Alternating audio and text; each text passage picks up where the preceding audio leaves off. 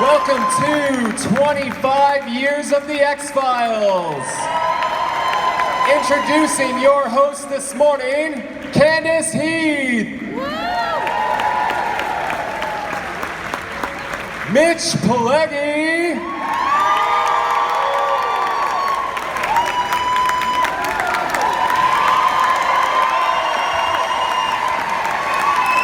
And David Duchovny.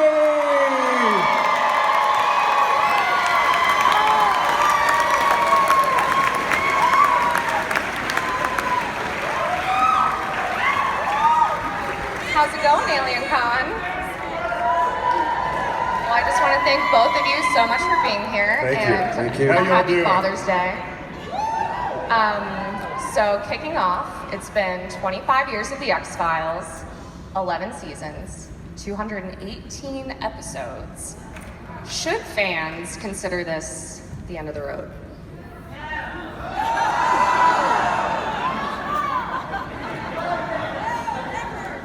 I see we have 44 minutes to not answer your question. I have never had that before on a stage. I think I can do it. I'm going to count it down. I've got a few more things to say. Wait a minute. That's 15 seconds of fuck if we know. Amen. It's the best answer that you guys are going to get. I mean, exactly. It's a real good one. So we can't be here without talking about the season 11 finale. I hope everyone in this room is caught up because this is not a spoiler-free panel, and I'm questioning all of your life choices if you haven't watched it so far. So, I know I felt a lot of feelings watching the season 11 finale. You felt a lot of feelings? I felt a lot of feelings. A barrage of feelings.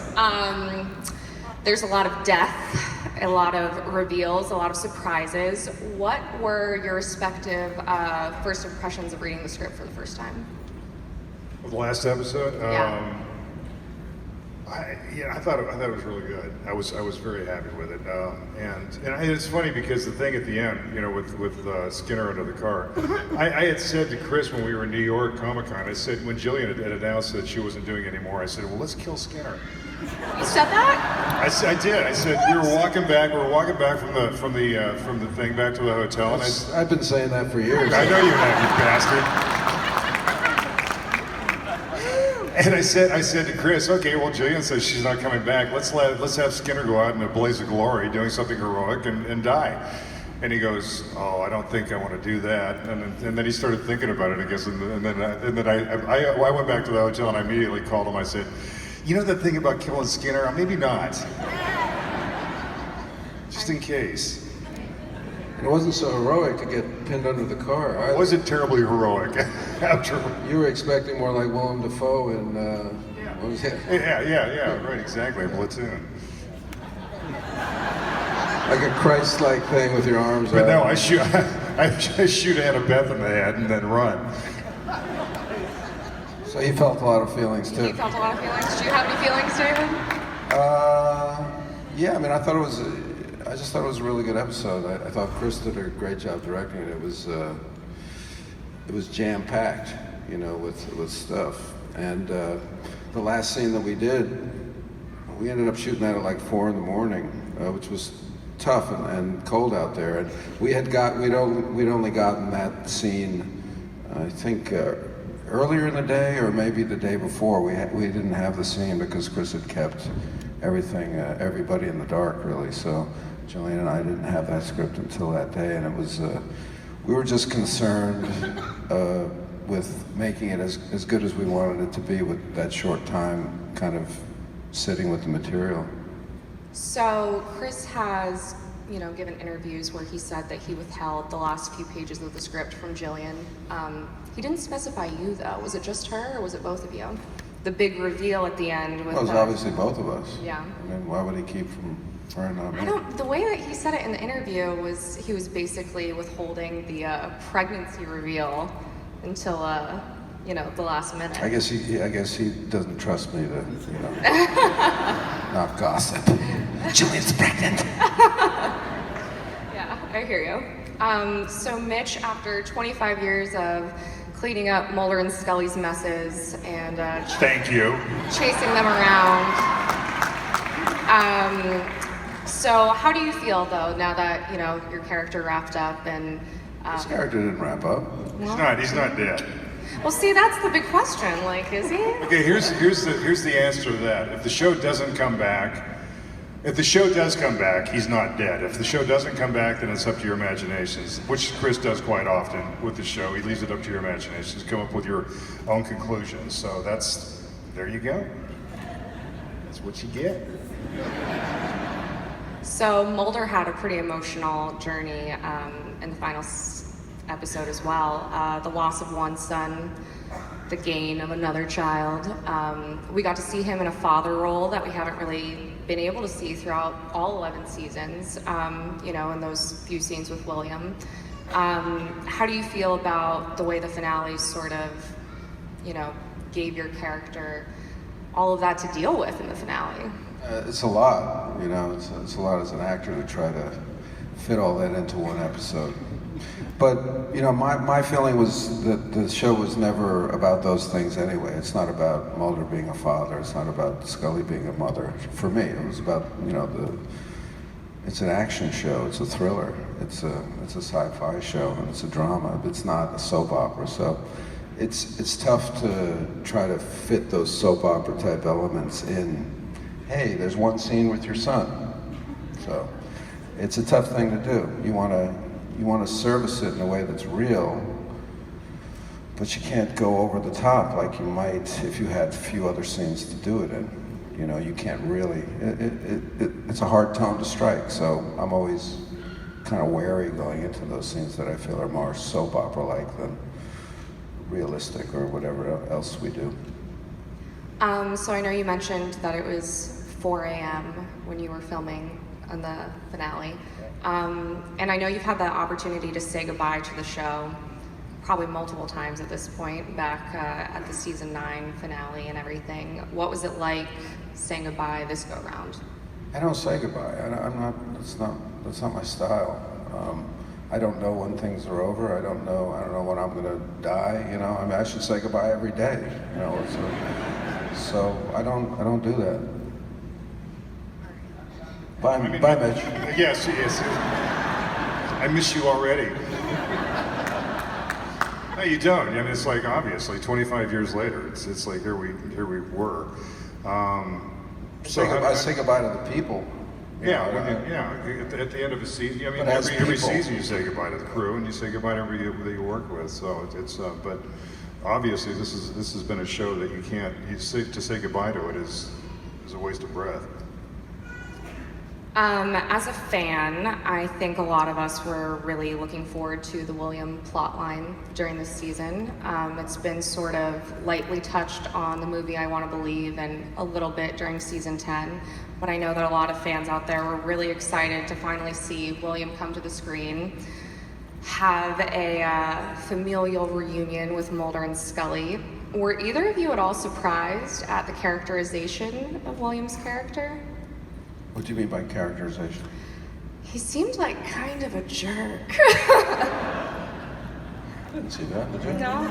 Well, he's got serious powers. No, he was doing some shit. And he's 19. He's a player. He's like, juggling girlfriends and Takes after killing his people. Uncle Skinner. What was it like getting to work with the actor and sort of establish that relationship with Mulder and Scully and William? Well, again, it's an interesting thing to do. You have to come up with some kind of rapport pretty quickly. But I thought he did a great job. And I thought he felt 19, and he felt like I thought he did a really good job. I was very impressed by how committed he was to what he was doing. And he was taller than me. Yeah, he was taller than me. So I wasn't crazy about. All right, so Scully had a large grandfather at some point. we should probably get into a few other episodes of the season. One of my favorites was Followers, otherwise known as the Number Mash episode, where there was very little to almost no dialogue. David, I wanted to ask you if that was a bit freeing as an actor to act without, having to memorize so many lines, or if it created challenges for you that you didn't expect. It gave me more free time.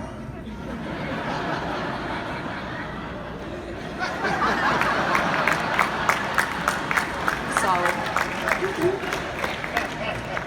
So, away from set, I wasn't memorizing. And that was nice. It was a nice 10-day where I didn't Vacation? where I didn't have to go home after a day's work and look at my script. God, that must have been just a treat. Right. So that was nice, and I just really appreciated the whole episode. What Glenn and Kristen and what was the co-writer's name?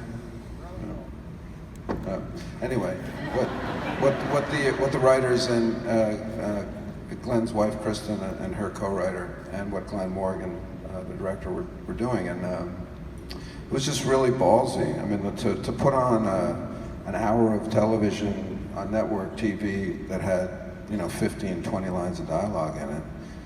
That's crazy, and I like I said, I applauded it because I look forward to the time off. But I was also scared that it wouldn't come off, and it really did. I thought it was one of our better episodes. I agree, it was amazing.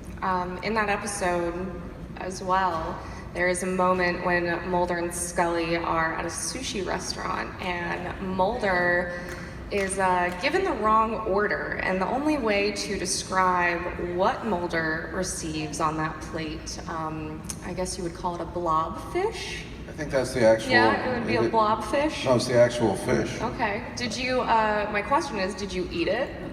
Oh, it wasn't a real blobfish. It was fake? It was a fake Oh, blobfish. man. And he was beautiful. He was. He became a social media star after Jillian tweeted those pictures of him. Did he? Yeah, the fans are all about it. Oh.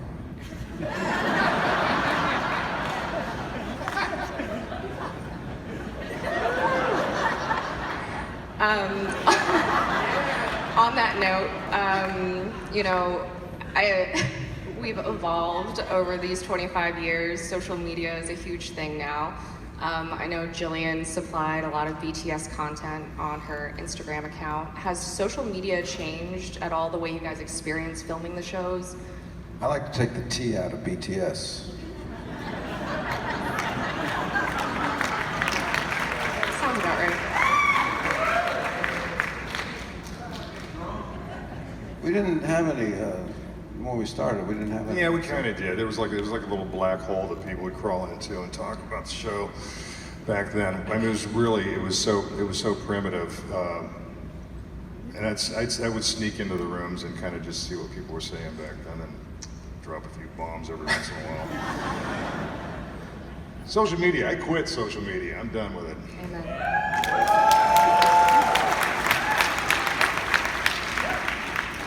I can't wait to get back to Twitter and check out the reaction to that.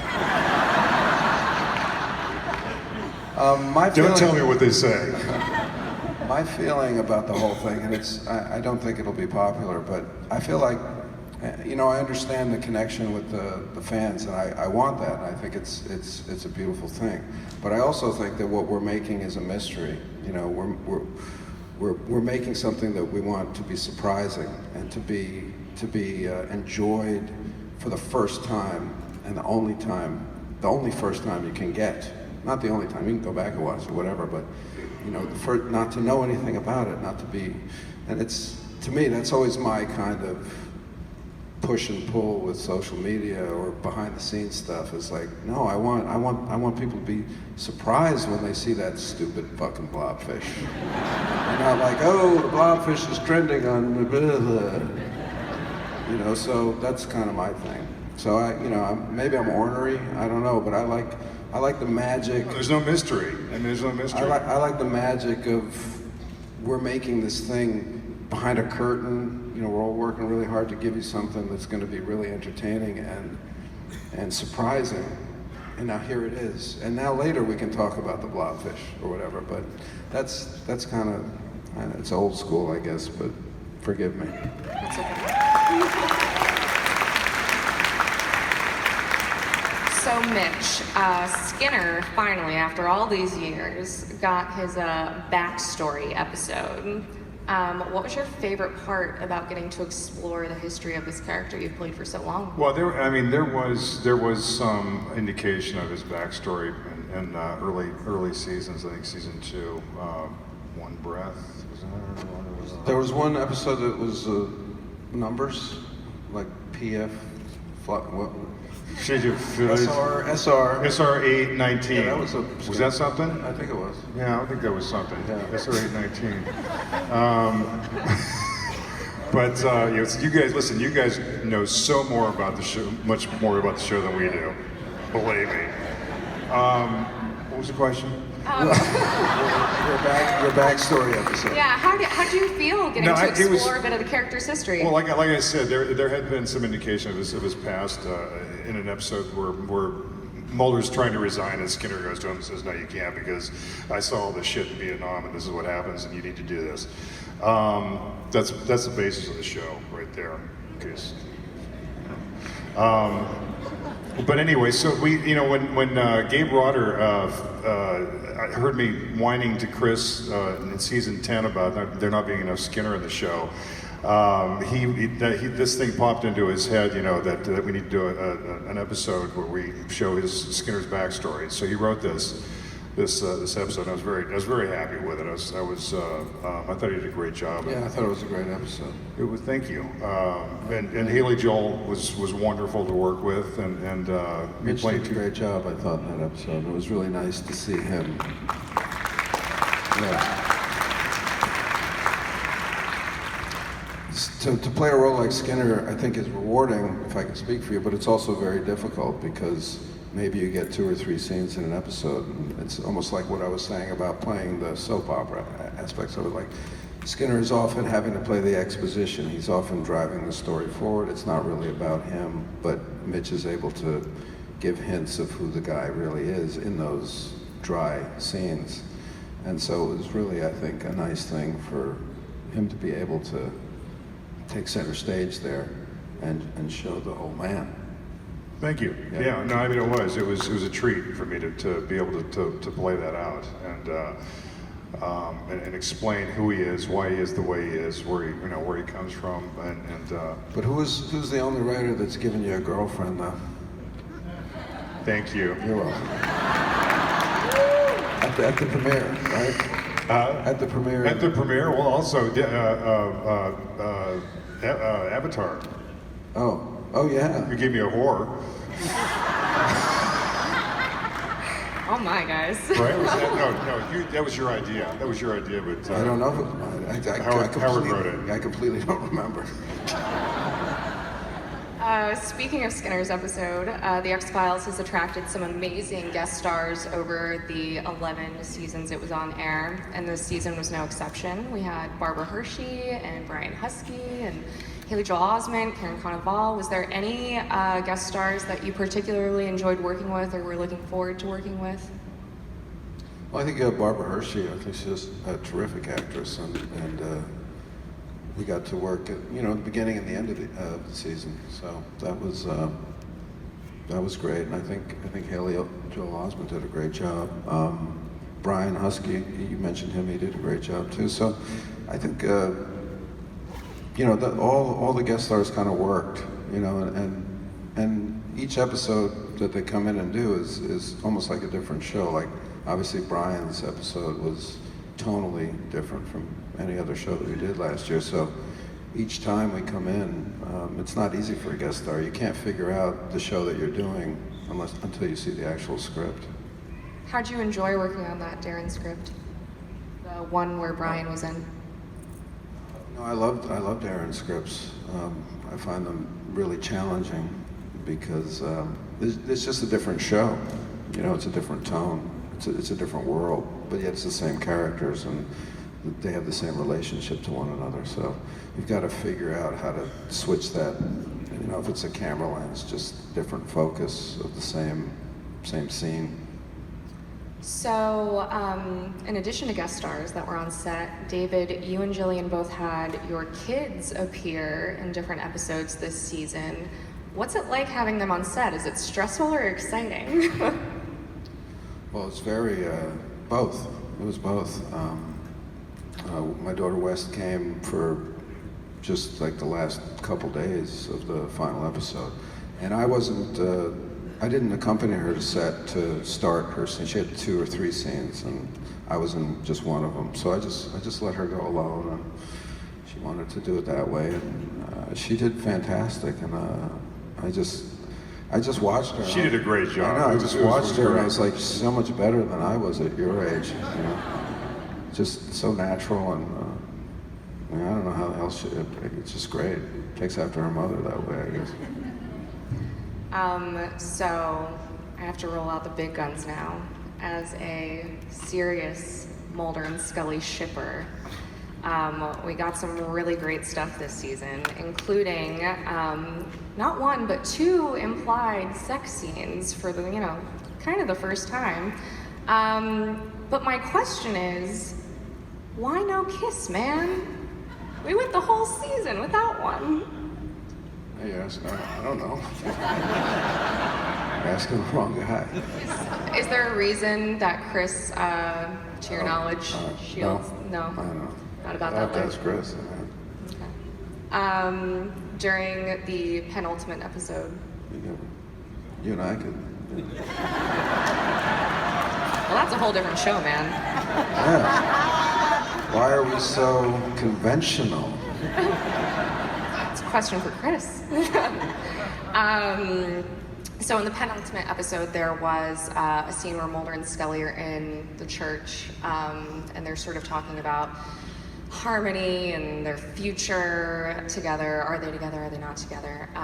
And there's a scene where Scully whispers into Mulder's ear. And I think Jillian has since said that there was nothing written for that whisper. Did she whisper anything to you? No, that was like, she just kind of flapped her gums in my ear. Cool. Honestly, it reminded me of like Mr. Ed when they used to give the horse. Yeah. No, she didn't say anything. She just kind of moved her lips. And, Tight.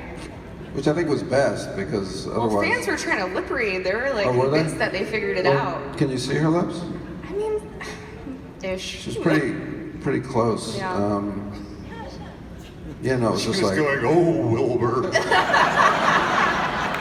I think it was just like...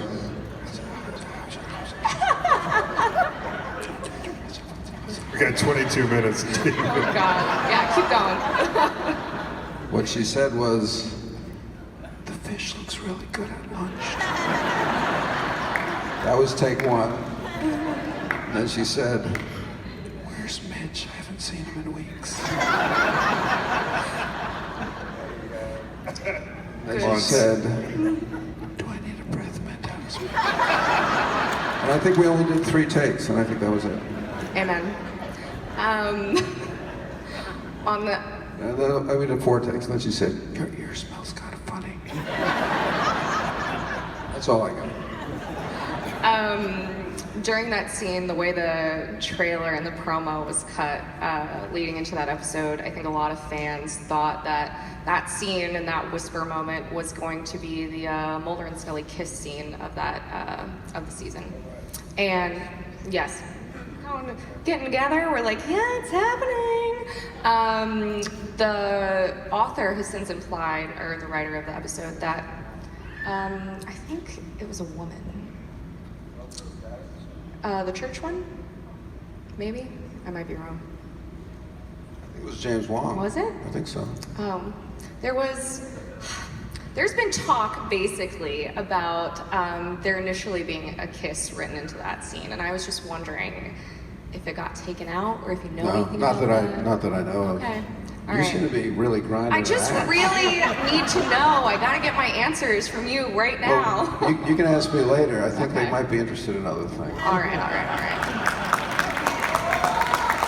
So you both filmed a lot of action sequences during season 11. David, you're fighting your doppelganger. There's a lot of, fight choreo. Mitch, you're tackling men to the ground. Are those scenes exciting to film, or are they a bit strenuous at this point? They used to be exciting. Now with this body, they're painful. Everything is painful. Getting up out of a chair is painful. Yeah, I came into work. My back went out at one point during the show, and I came into work and I couldn't sit in the chair for makeup, and I had to stand because if I sat, I couldn't get up. And Mitch is he's on the trailer going, ha ha! See what it's like to get older? I was like, thanks for I mean, seriously, because he's been giving me shit all these years about how, hey, he's so spry and I'm like so old. It's like, thanks for the sympathy, buddy. I'm like, welcome to my world. getting my hair done like this. No, he was literally standing like that while he was getting, and I felt bad for him, but I was happy about it. Speaking of injuries, there were some stories of a prank you may have pulled during season 10 with a neck brace after a particular scene.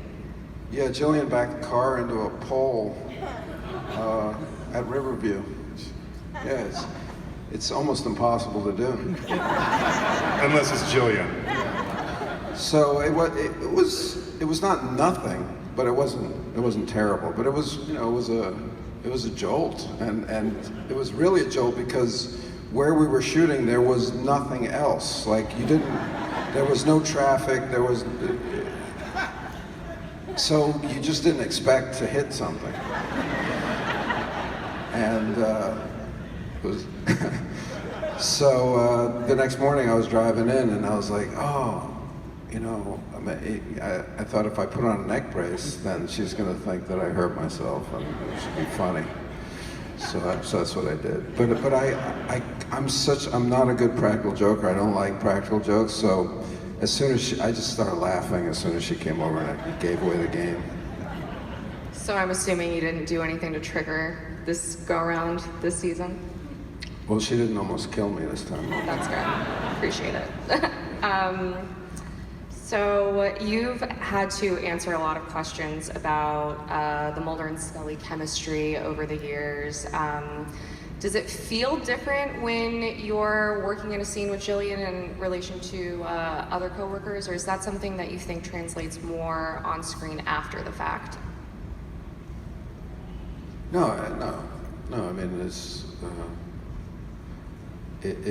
I have chemistry with Mitch. I'm not joking. I mean, that's your job as an actor is to act the relationship. I certainly love working with Jillian, and I've loved working with Mitch, and there are other people in my life that I've worked with long term and stuff like that. So what happens over time is you get a history, not just as actors, but also as people. So you start to draw on that unconsciously. So just the mere fact that we have, you're saying 25 years of working with one another, it's an invaluable well of experience to draw on for actors. I could do it with Mitch. You guys had pretty good chemistry from the get-go, though. I mean, it's just built over the years. Well, I don't know. I mean, it's not for me to say. It's not for me to answer, and it's not for me to say. So, but thanks. I'll say it. Thanks. And I have to say that I think David did some of the best work as Mulder this last season. I thought he just slayed it. I thought he was so good. They were both great, but I think David did some wonderful work this season. Yeah, I finally got it after 25 years. Nailed the part. That's what I was saying, David. I just didn't want to put it that way. I'm a slow learner. What can I say? After all of these 25 years of working on one show, on and off, is there anything that you would change about the series, whether it be on screen, off screen, if you could change one thing? I don't think like that. No, I don't either. It's like, people say, what would you do with this episode? Well, I'm not a writer. I'm not a, that's not what I do. So that aspect of it, I leave to other people. After, again, 25 long years of the X-Files being in the pop culture, what's it like walking away from a legacy? Well, not walking away, because we don't know. But what's it like being a part of a legacy of a show that's that long and has contributed to the success of so many other series that are on TV that we all enjoy today? Well, it's nice. I mean, it's not something that I sit around and contemplate, but I think back to when we started the show in '93, and I kind of think back to what was on television at that time, and I see the changes from then till now, and I think that of the shows that were on television at that time, the X-Files is closer to what's going on now, or has been influential. You can see its influence, I think.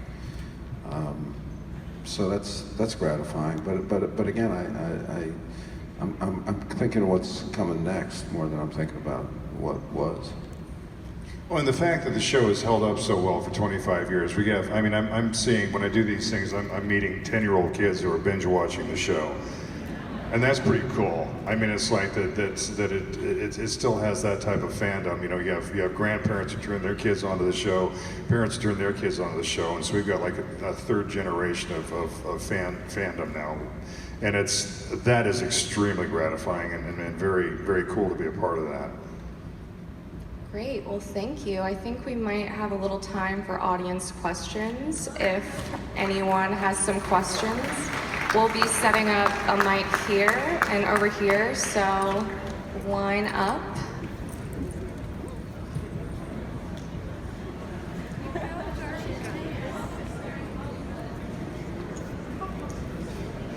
All right, I think that we can start over here with you. Hello, sorry I was eager, so I had to be She first. said ask questions, not leave. You guys don't have to go. So you had mentioned that the show is more of a thriller than anything else. More of a thriller, and I was just wondering, from when you started in the '90s, how does that thrill change? In the '90s without technology that we have now in the 2000s. Well, it changes a lot.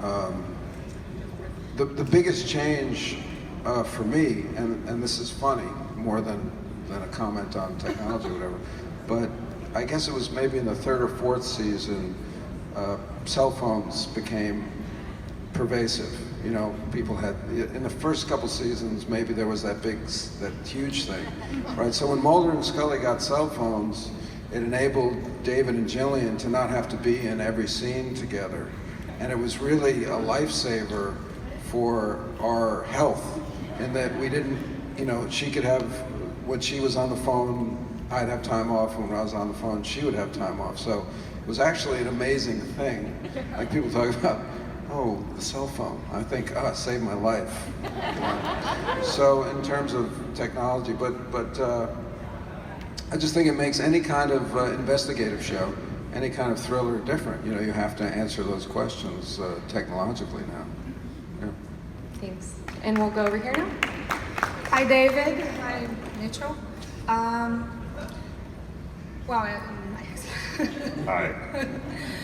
As an actor, what was the most difficult episode to do for both of you?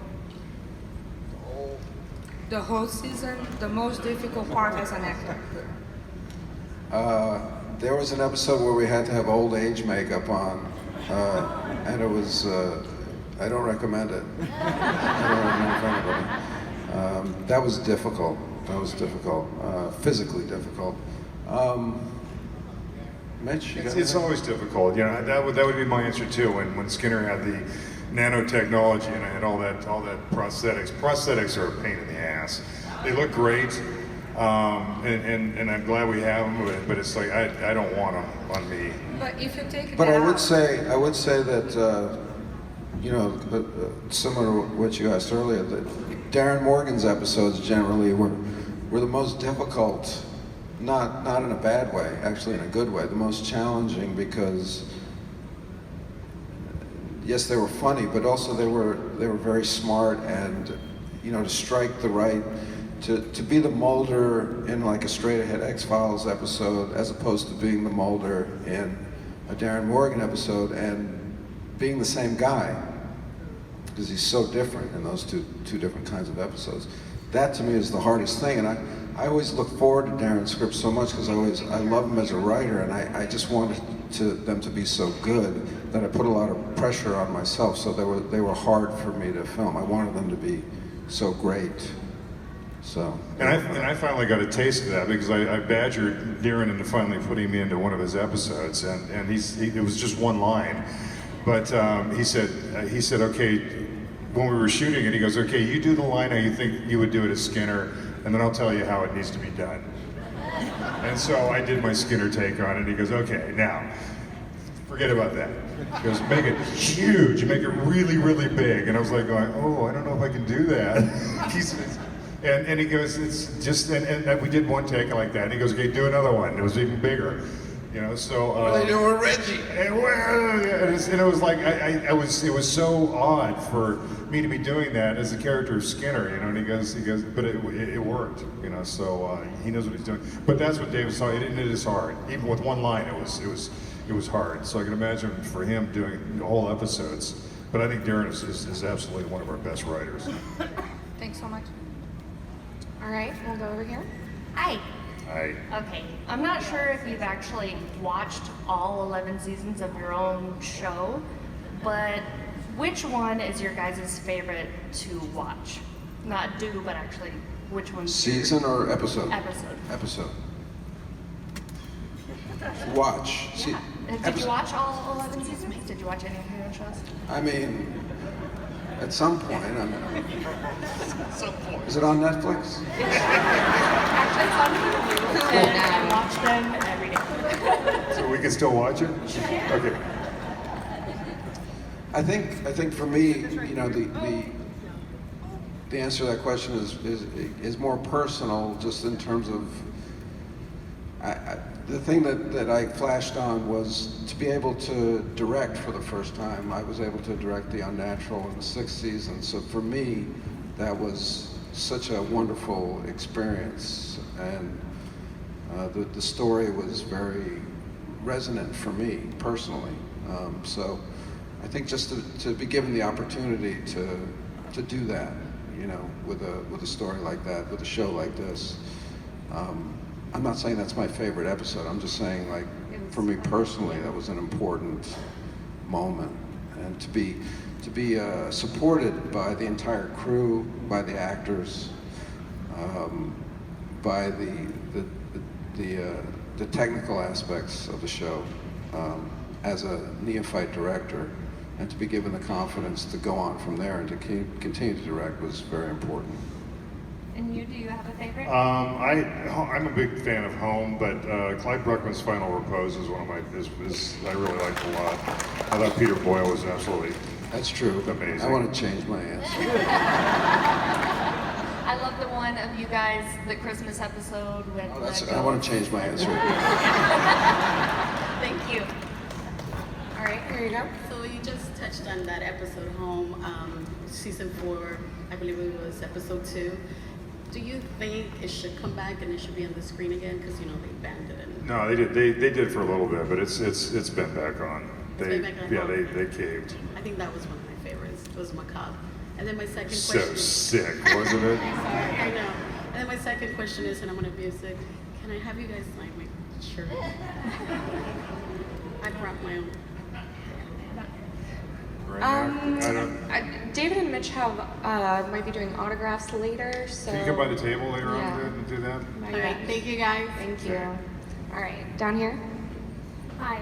On the whole entire season of your shows, what script or what episode did you think was really scary to do? Like when you do the whole show, you're like, this is something really scary that I really don't want to do. And the second question, do you believe with everything that's going on with X-Files that it is a government cover-up on UFOs? So the first part of the question is, was I ever personally scared? Of any of the episodes, like you took yeah. on, read the script, and you go, oh, this is really Well, no, creepy," not like- personally. I wasn't personally scared, but I could acknowledge that this was a particularly scary or weird episode. And I think Home is a good example of that. And I also think Squeeze, early on. Because I thought, oh, there's a monster that can get in your house like that, So it's like when you can acknowledge like a really good horror movie type setup. But personally, scared filming. You never really get scared filming because it's just not that way. Well, we would shoot out at a deserted insane asylum, Riverview. Scared as a person. And we'd be there at like 3, 4, or 5 o'clock in the morning, and it would get pretty creepy because it was known to be haunted, and it was. Well, also I have really bad sense of direction, so I would, they'd call me on set, and I'd say I'll go to set, and then I'd end up in some other building with the lights off, and no, honestly, I'd be walking around that. It's called Riverview. It was Hospital. creepy. It was like paint peeling off the walls, and you could see claw marks on the walls that looked like from people trying to. I mean, it's pretty. Yeah. Wow. So that happened. All right, down here. Hi, I'm from Brazil, and I just want to know that you guys are really huge there, X-Files, and I've started watching from the beginning, and I feel that me with great majority probably of fans have felt that it's a disclosure-driven kind of program since the beginning. Disclosure. So before the beginning of the last season, I was in between jobs and I was doing lifting, and I gave a ride to one of the producers. And being in Brazil, I actually met extraterrestrials and I had pictures. So we ended up parking the car and talking about it, and we changed information. Now, after the first episode, it was so amazing with all that information, and I was so excited. But then on the second one, it was like, personally, it was like, oh my God, they're ridiculing the program. And so I sent him a message and I said, why is it that, in the first one, you just gave all this disclosure of real information for some of us who believe that, and then the second one, you do something so ridiculing the show. And then he said that it would be such like a way to remain on the air and pass censorship, to be able to do exactly that job. Now, my question to you guys is, do you have any sense of responsibility in that fashion, that this show is really about disclosing to the public things that are behind the scenes in the real world? Woof. No.